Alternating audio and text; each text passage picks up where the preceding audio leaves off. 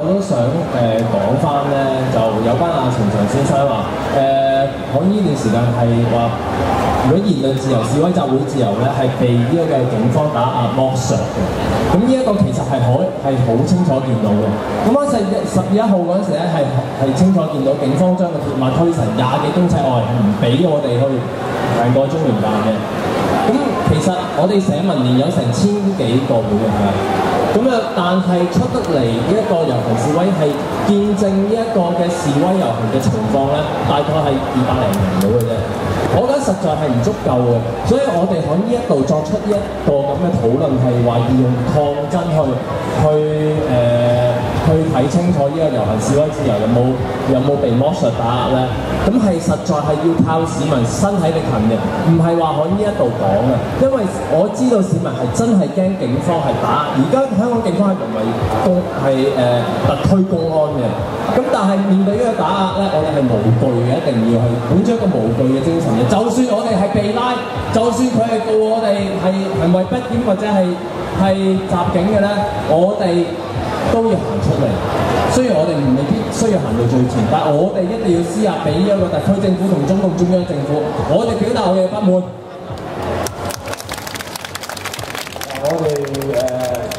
我作為呢個社民連嘅立法會議員咧，喺呢個10月1號，我哋去呢個中聯辦示威，跟住俾啲差佬用胡椒噴霧招呼咗之後咧，我就寫咗封信俾呢個立法會保安事務委員會主席劉江華，就要求咧喺復會之後第一次嘅保安事務委員會，其中有個議程就係請呢個警務處長，即係鄧景成或者保安局長嚟呢個立法會保安事務委員會，我要問佢點解啲差佬可以濫用胡椒噴霧？咁啊，因為劉江華咧就新嘅即係個會期咧就唔係佢做呢個保安事務委員會嘅主席，就係涂謹申。咁而家涂謹申咧就未覆我，咁我估啦嚇，佢應該會答應即係我呢個要求，將呢個即係我提出嘅問題擺落最新一次嘅議程。咁你嘅意見或者好多我哋啲朋友嘅意見咧，我哋都會喺嗰個會裏邊反映嘅。即係佢噴得我哋胡椒噴霧，咁我梗係要去議會度招呼翻佢啦。當然我冇胡椒噴霧噴佢咪噴佢口水咯，係咪？咁呢個都係一個辦法，起碼喺個電視度等佢哋樣衰啊，係咪？即係呢個我哋已經做咗㗎啦，係咪？咁但係以後類似呢啲咁嘅公民抗命或者呢啲和平抗爭咧，我哋都盡量係非暴力嘅嘢，係嘛？咁你先顯得佢醜怪啊嘛！嗰日你睇下個畫面，啲差佬擒上嚟噴嘅胡椒噴霧就係你走埋要揼佢啦，對佢構成一個威脅啦，佢先噴你㗎嘛，係咪？喂，佢企高嚟噴喎，結果咪噴到佢兩個伙計咯，係咪？就係咁啦。所以咧，即係其實我哋而家睇到啲差人而家開始即係係咪淪為公安咧？呢個咧尚待驗證，但係至少你行過中聯辦就唔可以亂嚟。我哋嗰日同佢講數嘅時候好清楚嘅，你話俾我聽係咪官財唔覺得先？佢唔係戴建文睇唔覺得，我係咪官財唔覺得時候都唔答你嘛？咁答案就係官財唔準我嘛，11號係咪？即係佢如果答我，即係話你做咗共產黨打手啊，佢係唔答你嘅。但係個真相就係官財唔準我，所以我哋會喺個立法會裏邊咧繼續去追究呢件事嘅。仲有邊個？都聽過幾位講者嘅發言啦，大部分都同意。只不過其實係有一個反省，尤其是喺香港，我哋而家可以生活得咁安穩，我哋可以坐喺度聽平遙曉波攞獎。呢度3個有2個都坐過共產黨監，嗰個監獄嗰個環境，係真係難以接受嘅。我相信可能係屈埋4埲牆，跟住直頭係嗰種令人休克窒息嘅感覺。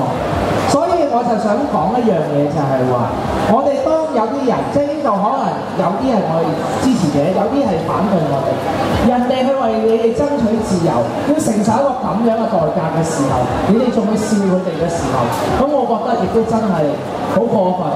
坐監就知你係唔好受，你問我可唔可以好似劉山星或者程翔咁樣去坐監？我真係唔敢，我真係唔可以，即係唔可以接受。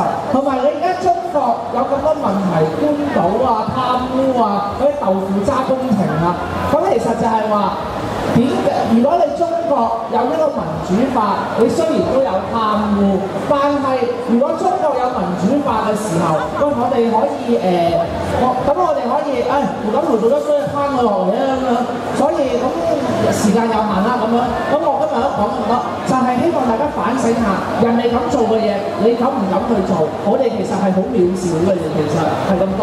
其實咧，大家都對共產黨咧，即係有憎恨啊，甚至不滿對佢控訴咧，其實都係作出咧，即係呢個愛之深責之切嘅，係咪先？大家都唔會講完呢句説話啦，係咪先？即係我哋係希望嘅共產，即係中共嘅好啦，所以我哋先咁樣要批評佢哋啫，係咪先？同埋咧，其實我覺得想問下咧，如果咧即係我哋即係已經一國兩制做得唔好啦，咁台灣咧又唔會即係即係唔相信共產黨會即係回收咗台灣之後咧會俾民主嘅，咁其實會唔會即係構成咧對香港咧即係唔會放寬民主呢個制度俾我哋咧？我想問下，多謝。嗱，其實呢個問題咧都值得大家思考嘅。我哋過去都講過好多次啦，真係要靠自己啦，係咪？我哋要爭取100%嘅言論自由，100%嘅民主，係嘛？我哋而家要求呢個特首係1人1票選舉產生立法會60個議席都係要普選嘅，所以一定要靠大家繼續嘅努力啊！雖然而家佢定咗個時間表，民主黨又支持政府個政改方案，但係我哋都要繼續。即係特別係啲年青人，我哋都會鍥而不捨喺未來首先喺未來2次選舉裏邊教訓嗰啲投共嘅人先 ，OK？ 教訓嗰啲葬送香港民主發展嘅人先 ，OK？ 希望嗰啲年青人記得登記做選民，唔好得個講字，係嘛？最緊要你做咗選民先，跟住你先可以投票啊嘛，係咪？嗰一票喺你嘅手度，你先可以當家作主啊嘛 ，OK？